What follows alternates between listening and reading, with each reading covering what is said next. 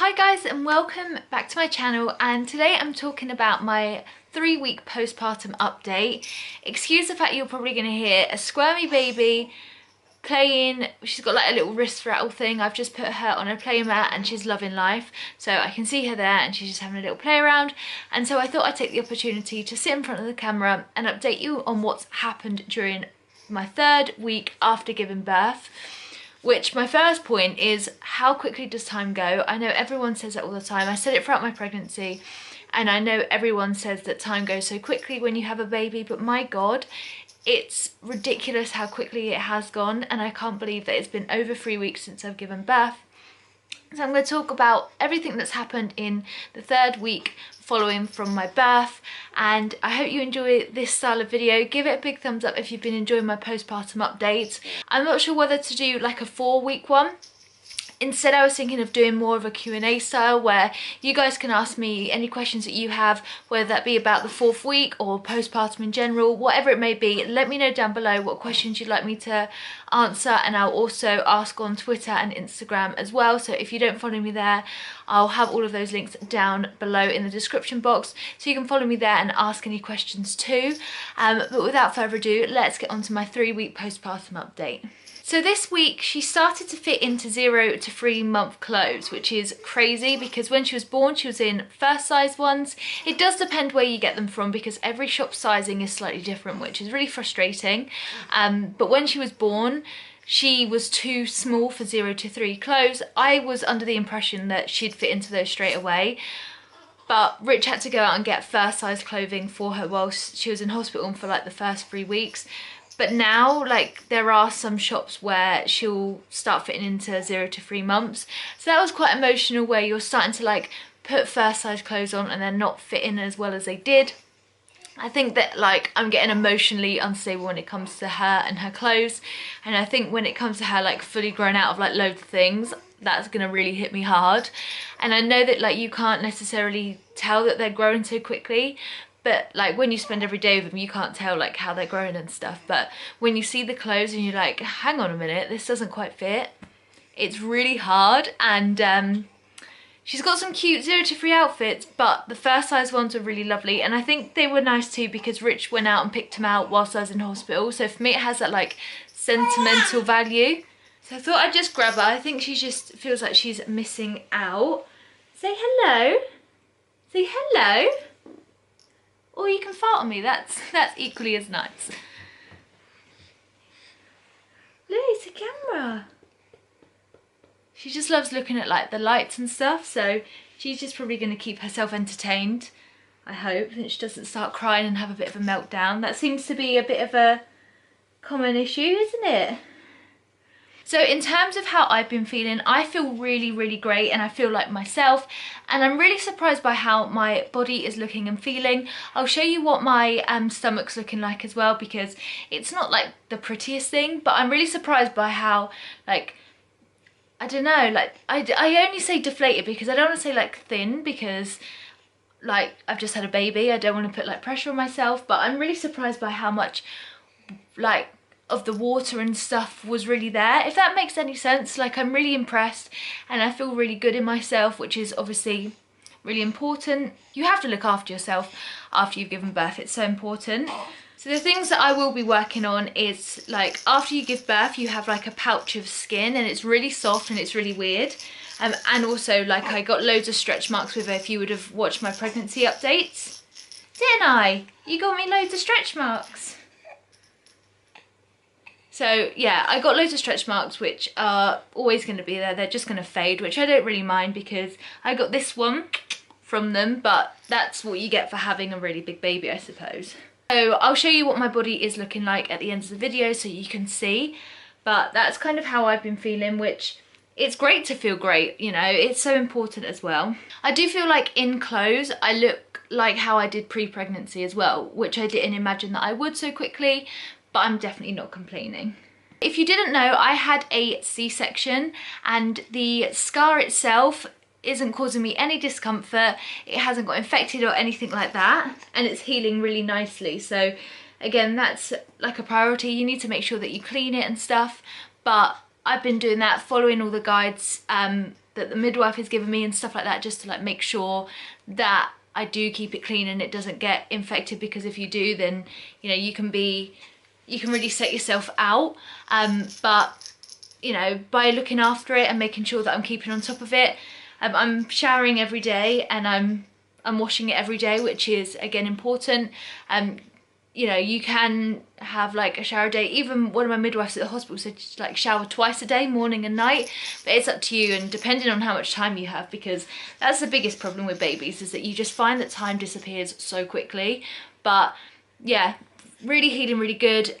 And if you haven't watched my previous updates, then like post having a C-section, I feel so good in myself. I'm completely able to do everything that I would want to do. And I'm really impressed by just how quickly the recovery has been. So I'm still taking 2 iron tablets a day, morning and night. That was something that I was prescribed in hospital because my iron levels were really low, and they were throughout pregnancy too. So I have to just keep on top of that. I took 2 iron tablets a day throughout pregnancy, and I just need to continue doing that. And then I think my doctor will check them once I have my 6-week check.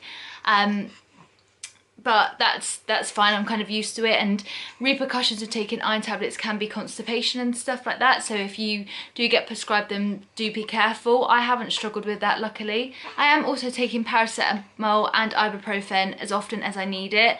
Obviously don't exceed 2 every 3 hours, but I'm not needing it as much as I did in the first 2 weeks, so I'm just taking it as and when, really.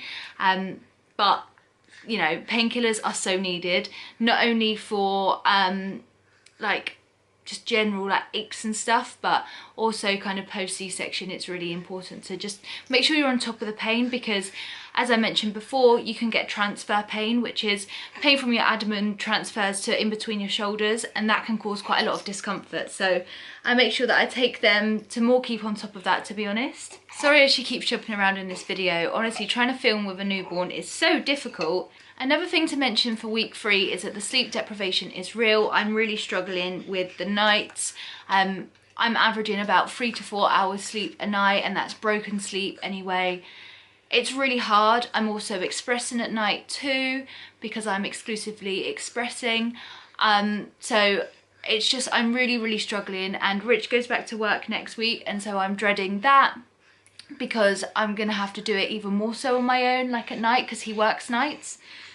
At the moment, he's been staying up with her, and then I go to bed, and then I get up in the night, and then I'll normally get up in the morning, or he'll get up, like it doesn't really matter, we kind of take it in turns. But not having that system and routine is gonna really hurt me, I think. I mean, because he works nights, he's awake in the day, so I'll be able to sleep when he's here. So you know, you make it work, absolutely, but I am dreading that a little bit, because I do not do well without sleep. I struggled in pregnancy, and I'm struggling even more now, because she just drains you, and like even in the day you get so tired even though you're not doing anything. It's really weird. This week as well, we noticed that she has discovered her tongue, so she's constantly just like, and like that. It's so cute. So she's recently started doing that. So just seeing these little characteristics are just so nice. Sorry, I'm just feeding her down here. She's being such a little pain. Like, she'll have a little bit of milk. Like, we got her in a routine when she came back from hospital quite quickly to feed every 3 hours, and now she's just cluster feeding, which makes obviously filming and that so much harder. But this is like the reality of what it's like having a newborn. I'm not going to dress it up, because this is just real life, and you just make it work because you want to find time to do the things that you want to do. And you know, filming videos is one of those things that I love doing, and I'm going to continue doing whilst I'm on maternity leave. But she's just been a little bit of a madam, so I'm just going to keep feeding her and keep settling her. She always like gives us little smiles. It's not because she's reacting to things just yet, it's because she's got wind or she's about to do a poop.